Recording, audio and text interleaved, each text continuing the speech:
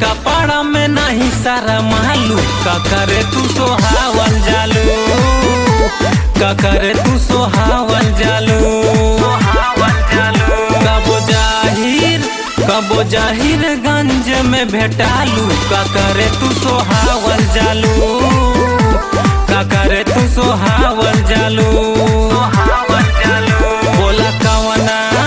बोला कवना चकी के आटा खालू, का करे तू सोहावल जालू, का करे तू सोहावल जालू।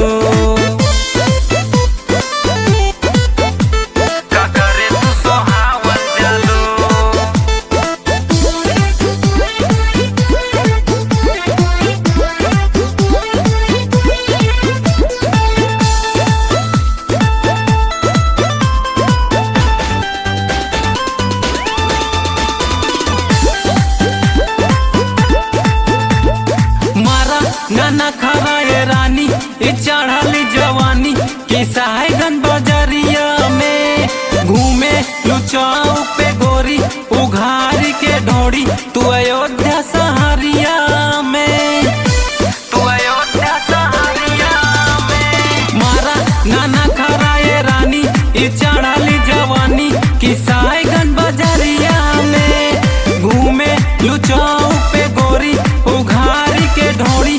अयोध्या सहरिया में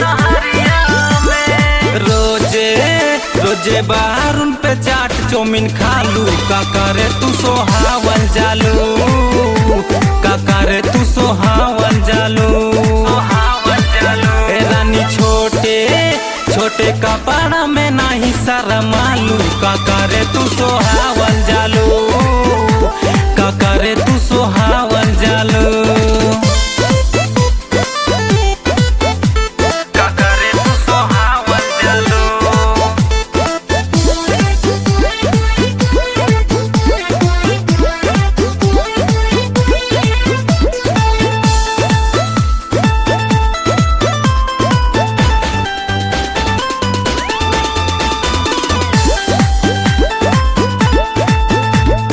मिल्कीपुर में तू गैलू खूबे मजा पैलू, लही के नमरिया हो गैलू तू चेहरा में रानी बढ़ैलू परेशानी देखाई के टंगरिया हो, देखाई के टंगरिया हो। मिल्कीपुर में तू गैलू खूबे मजा पैलू, लही के नमरिया हो गैलू तू चेहरा में रानी बढ़ैलू परेशानी देखाई के टंगरिया हो।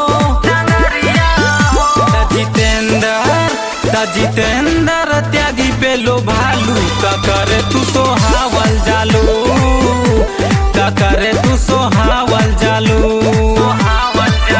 रानी छोटे कपड़ा में नहीं सारा मालू, का करे तू सोहावल जालू, का करे तू सोहावल जालू।